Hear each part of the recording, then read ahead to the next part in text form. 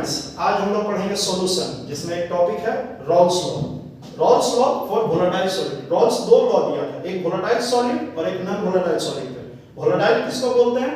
जिसका vapour pressure generate होता हो किसी भी टेम्परेचर पे, और नॉन वोलेटाइल बोलते हैं जिसका वेपर प्रेशर नहीं बनता है। जैसे चीनी या नमक को पानी में मिलाइए तो पानी का तो वेपर प्रेशर बनेगा, लेकिन चीनी और नमक का वेपर प्रेशर नहीं बनेगा, तो उसको नॉन वोलेटाइल बोलते हैं।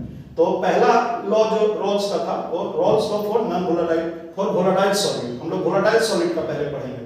तो हम सबसे पहले कंसीडर कीजिए binary solution of two volatile liquids A and B. यानी मेरा इसमें सॉलिड और सॉल्वेंट दोनों वोलेटाइल है, और बाइनरी का मतलब होता है दो। तो दो कंपोनेंट का सॉल्यूशन हमको पढ़ना है, जिसमें ए है आपका सॉल्वेंट और बी है सॉलिड। आप उल्टा भी कर सकते हैं, लेकिन जनरली सॉल्वेंट ए लेते हैं और सॉलिड बी, और दोनों का वेपर प्रेशर जनरेट होगा। तो according to Raoult's law, partial vapour pressure of each component in the solution is directly proportional to its mole fraction. मतलब ए और बी दोनों वोलेटाइल है, तो दोनों का वेपर बनेगा लिक्विड के ऊपर, तो पार्शियल प्रेशर ए का जो होगा वो डायरेक्टली प्रोपोर्शनल होगा उसके मोल फ्रैक्शन के।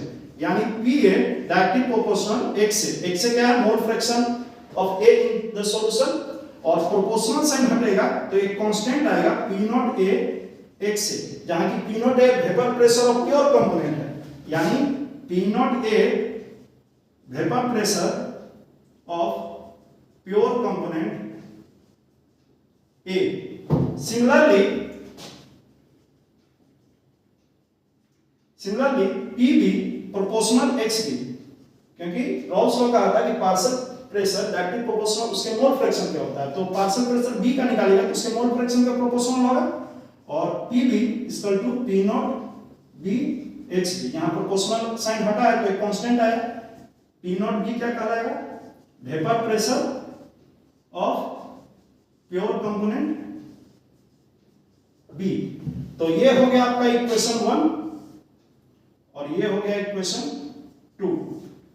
अब तो यहां तो समझ गए कि पार्शियल प्रेशर ए का जो है प्रोपोर्शनल है मोल फ्रैक्शन के, पार्शियल प्रेशर बी का जो है प्रोपोर्शनल है मोल फ्रैक्शन के, और दोनों में प्रोपोर्शनल हटा तो एक कांस्टेंट आया P naught A P naught B. P naught A P naught B vapour pressure pure component ए है और बी है।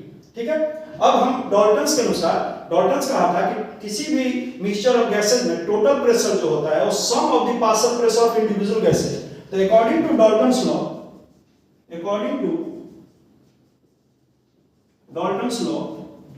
P टोटल जो होगा, P टोटल वो Pa प्लस Pb होगा, और Pa Pb का वैल्यू क्या है? P naught A XA plus P naught B XB। ये आपका टोटल प्रेशर का इक्वेशन हो गया। अब इसमें दो वेरिएबल है XA और XB, तो किसी एक को हम लोग हटा देंगे, इसलिए क्योंकि एक वेरिएबल में इक्वेशन तैयार करना है। तो हम लोग तैयार करते हैं इसको एक वेरिएबल में। सबसे पहले क्या करेंगे? इस इक्वेशन को कॉपी करेंगे। Pt equal to P naught A XA plus P naught B XB। अब जानते हैं मोल फ्रैक्शन का सम 1 होता है, XA plus XB equal to 1। तो यहां से XA रिमूव कर देते हैं। P naught A 1 minus XB plus P naught B XB। इसको सॉल्व करते हैं। P naught A minus P naught A XB plus P naught B XB। इसके बाद क्या करेंगे? P नॉट A और XB कॉमन है तो पहले प्लस वाला लेते हैं, P naught B minus P naught A, ये हो गया, और XB। तो ये आपका इक्वेशन जो हो गया इक्वेशन 3। ये टोटल प्रेशर का इक्वेशन है। तो अब हम लोग ग्राफ प्लॉट करेंगे। सबसे पहले दो प्रेशर है आपका, vapour pressure pure component A B, तो इन दोनों में कोई एक बड़ा होगा एक छोटा होगा, कोई भी बड़ा छोटा ले सकते हैं। तो मान लेते हैं कि P नॉट A जो है वो छोटा है P नॉट B से, तो ये y एक्सिस में ये प्रेशर है, वेपर प्रेशर, यहां भी वेपर प्रेशर है। तो ये x से 1, यानी इक्वेशन 1 में देखिए, इक्वेशन 1 आपका क्या था? Pa equal to P naught A XA था। अगर x से 1 होता है तो Pa का वैल्यू P नॉट A है, तो फर्स्ट कोऑर्डिनेट यहां हो गया आपका। अब यहां पर x से 0 है, तो यहां x से 0 डालेंगे तो Pa का वैल्यू भी 0 हो जाएगा, यानी दूसरा कोऑर्डिनेट। तो इसके बीच स्ट्रेट लाइन जो खींचेंगे वो पार्शियल प्रेशर A का होगा। यानी मोल फ्रैक्शन जैसे जैसे बदलेगा, मोल फ्रैक्शन देखिए उधर से बढ़ रहा है, तो जब मोल फ्रैक्शन 0 होगा मतलब A है ही नहीं, तो प्रेशर भी A का 0, और जैसे जैसे मोल फ्रैक्शन बढ़ेगा हर पॉइंट पे वैसे वैसे प्रेशर बढ़ते जाएगा, maximum vapour pressure P naught A आ जाएगा। उसी तरह पार्शियल प्रेशर B का क्या था, P नॉट B XB। यहाँ पर मोल फ्रैक्शन XB क्या है, 0, तो पार्शियल प्रेशर B का क्या हो जाएगा, 0। और यहाँ पर क्या है, XB का वैल्यू 1, तो 1 डालेंगे तो P नॉट B का वैल्यू यहाँ आ जाएगा, PB का वैल्यू P नॉट B आ जाएगा, यहाँ पर आ जाएगा। तो ये आ गया आपका पार्शियल प्रेशर B, यानी ये पार्शियल प्रेशर ये है, पार्शियल प्रेशर B।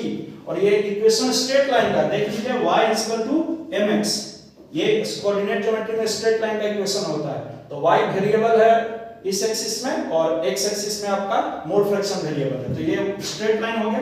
अब हम टोटल प्रेशर का इक्वेशन खींचेंगे। टोटल प्रेशर का यही इक्वेशन है, तो इसमें वेरिएबल xb है, तो xb यहां पर क्या है, 0, ये पूरा 0 हो जाएगा। तो pt का वैल्यू P नॉट A, यानी पहला कोऑर्डिनेट यहां है, उसके बाद xb यहां क्या है, 1, तो जैसे xb 1 डालेंगे ये हो जाएगा P naught A plus P naught B minus P naught A।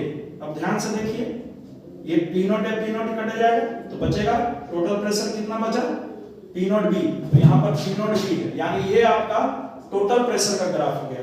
तो ये पूरा क्लियर हो गया आपका कि ग्राफ पार्शियल प्रेशर का ये है, पार्शियल प्रेशर B का ये है और ये टोटल प्रेशर का है। तो ये ग्राफ भी एग्जाम में बनाना बहुत जरूरी है, ठीक है। अब इसमें आता है कि कंपोजिशन इन वेपर फेज। अगर कंपोजिशन इन वेपर फेज निकालना है तो डॉल्टन्स के अनुसार, अब बताया था डॉल्टन्स क्या बोला था कि किसी भी मिक्सचर ऑफ गैस में किसी का अगर पार्शियल प्रेशर निकालना है तो उसका मोल फ्रैक्शन इनटू टोटल प्रेशर करना होता है। तो मान लीजिए कि ये आपका लिक्विड है, ये आपका लिक्विड हो गया सॉल्यूशन A और B, और ये मोल फ्रैक्शन है YA और YB, किसका, A और B का मोल फ्रैक्शन। लिक्विड में क्या था मोल फ्रैक्शन, XA और XB, XA XB लिक्विड में था और वेपर में YA YB। तो if YA and YB are the mole fraction of two component A and B respectively in vapor phase, तो मोल पार्शियल प्रेशर A क्या होगा, partial pressure is equal to Dalton के अनुसार mole fraction into total pressure. ये आपका equation हो गया। तो मोल फ्रैक्शन अगर YA निकालना है वेपर में तो partial pressure A by PT, और PA क्या होता है, P नॉट A XA, और PT तो आप अभी निकाले हैं, PT का ये इक्वेशन है। चाहिए तो आप P नॉट A XA भी लिख सकते हैं, P नॉट B XB ये भी लिख सकते हैं। तो ये मोल फ्रैक्शन किसका हो गया, YA का। सिमिलरली अगर YB का निकालना है तो PB equal to YB P total. ये इक्वेशन हो गया डॉल्टन्स के अनुसार, partial pressure equal to mole fraction into total pressure. Mole fraction इसमें B का है YB, तो YB निकालना है तो partial pressure B divided by total pressure. इसी तरह टोटल प्रेशर आपको पता ही है P naught A XA plus P not, तो यहां लिख दीजिए YB का वैल्यू हो जाएगा P नॉट B XB, और इधर हो जाएगा P naught A XA plus P naught B XB। ये कंपोजिशन इन वेपर फेज हो गया। तो क्वेश्चन में कभी-कभी मोल फ्रैक्शन लिक्विड में ही पूछता है और वेपर में। याद रखिए जरूरी नहीं कि लिक्विड में जो मोल फ्रैक्शन हो वेपर में वही हो, ये डिपेंड करता है कि क्या ये एजेट्रोपिक मिक्सचर है। अगर एजेट्रोपिक मिक्सचर होगा तब तो इक्वल हो जाएगा, नहीं तो जनरली इक्वल नहीं होगा। तो निकालने का यही तरीका है कि मोल फ्रैक्शन अगर निकालना है वेपर में A और B का तो ये इक्वेशन यूज कीजिएगा, ये दोनों इक्वेशन। ये पार्शियल प्रेशर वाला इक्वेशन है, ये डॉल्टन्स के अनुसार मोल फ्रैक्शन आपको वेपर में देगा, ठीक है।